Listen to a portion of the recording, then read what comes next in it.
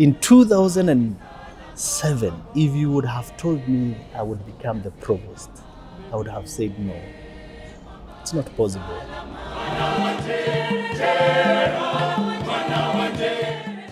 First encounters with the Christian faith.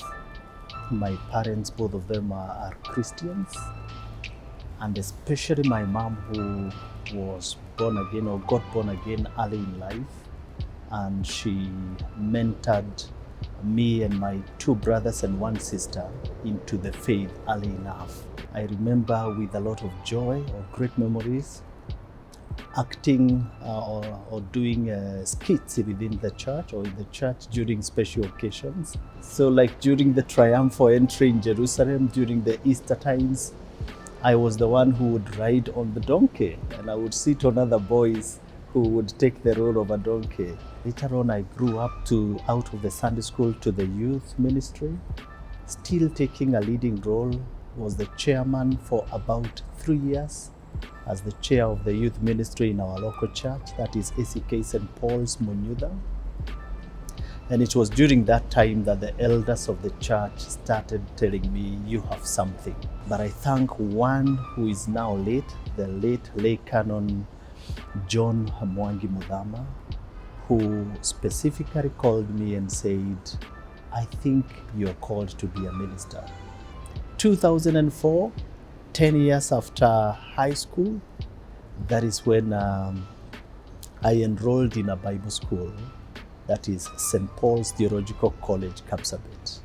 I did a diploma in divinity. In my last year, that is 2007, I was invited by my vicar to come and lead a service in the church. A senior clergy was coming to preach that Sunday. In fact, it was the late Venerable Canon John Dono. He was then serving as the provost of this cathedral. He was also the vicar general. So he was playing the two roles I am playing today. As the vicar general, he was the one who would chair the bishops examining chaplains. That is the body that interviews candidates who are to be ordained in our church. And so when I was invited to lead a service for him, I got excited. I have an opportunity to meet the person who leads the interview process. And I traveled from Kapsabet to Nairobi just to lead a service.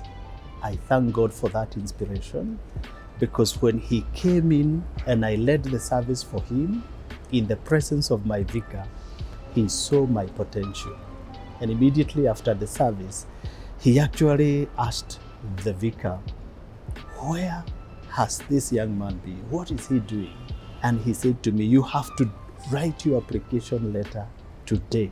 I couldn't write well. I was still tensed.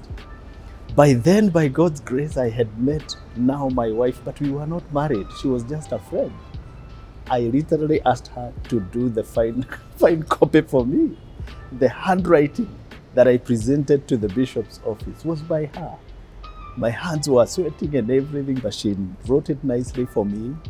I just, put my signature.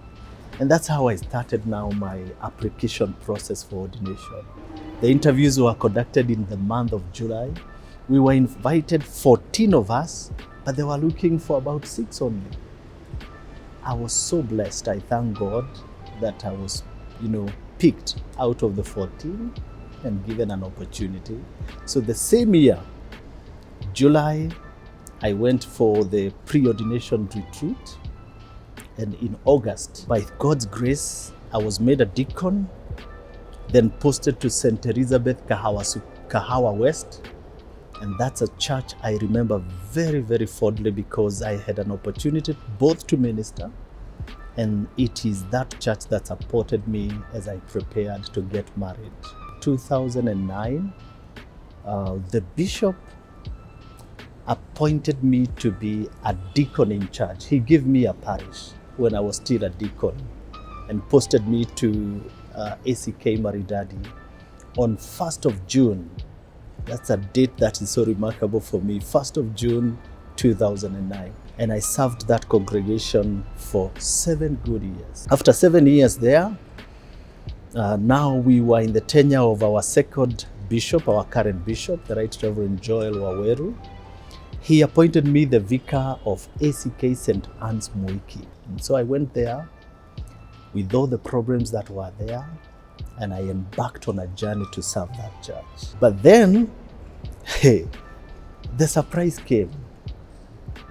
We had been anticipating transfers to be done across the diocese. We knew there is a vacancy for the provost, so everybody was asking, who has been appointed provost? And by the time I was getting to the diocesan offices, already a name of the clergy who had been appointed provost was out.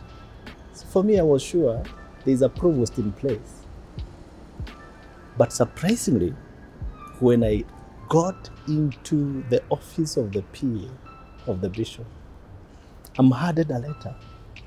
And opening the letter there and then, I read appointment as the acting provost.